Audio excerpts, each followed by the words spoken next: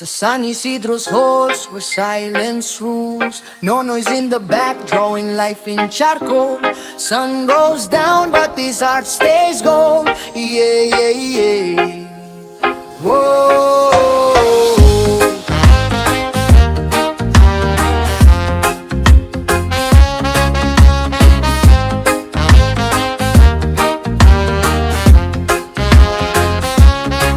Himik lang ako sa sulok, hawak lumang notebook, uling pangkulay, kinuha sa kusina ng bahay. Mga mukha sa palengke, luha ng pamilyang hirap. Siningang lungga ko paglaban sa gutom na tahimik na umiyak. Mr. Toribio, terong math class, walang sinasanto, bawal lang kahit anong gulo o kaswal. Nagtuturo ng algebra habang ako'y nagsketsa ng kaklase kong tulog. Hindi ko naramdaman ang anino niyang lumalapit sa akin ng bigla. Ruler sa mesa poong klase nagulat. Anong ginagawa mo? Boses na parang kulog na sumabog. Hinablot niya ang libro, tininig ng mga guhit kong puno ng damdamin. Pero ang sabi niya lang, algebra ito, hindi art class. Ako na pera sa art, hindi kayo mayaman sa uling pinunit ang pahina habang ako'y nadudurog. Itinago niya ang notebook, kumpiskado, ito ang sigaw. Umuwi akong luhaan, puso kong parang binasag na baso. Iba pala ako sa kanila, hindi nila alam ang lihim kong dala.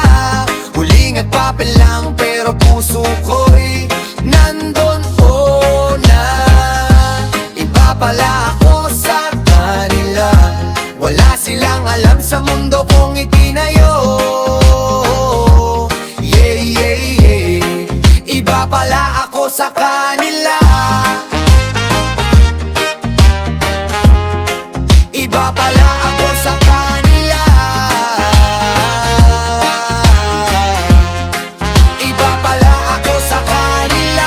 Mula noon hindi na ako humawak ng lapis, pinilit kong intindihin ang X at Y, pero patay ang liwanag sa mga mata. Naging robab ako, pumasok sagot tumuhi. Baka nga tama si sir, sa sining walang makakain. Graduation daw, may minute sa gym, nakaupo ako sa dulo. Walang inaasahang gantimpala, gusto ko lang ng diploma, magtrabaho bilang kanakader, tulong sa nanay kong nag-iisa. Yun lang ang hangganan ng aking isip. Tapos ng pagbibigay ng diploma, biglang nagsalita ang principal. May espesyal na parangal, unang beses sa 10 taon. Wala akong pakialam, nagpaypay lang ako ng damit, hanggang sa marinig ko ang boses na tumawag. Nonoy, pumunta ka sa stage.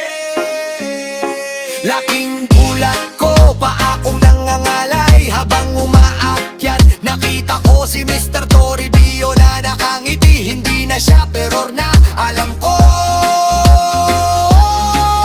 Principal, ang iyong mga guhit ipinadala ng iyong guro sa internasyonal na patimpala. Panalo ka, full scholarship sa abroad. Tumingin ako kay sir, mga luha kong hindi napigilan sa biya. Hindi ko sinabi para pumatay ng pangarap, sinabi ko para ituwid ka. Pero alam kong ibang klase ka, iba ka sa kanila. Ang sining mo'y may halaga na hindi mabibili ng pera. Iba pala ako sa kanila. Ang aking mga guhit ngayon ay daan patungong kinabukasan. Huling at papel lang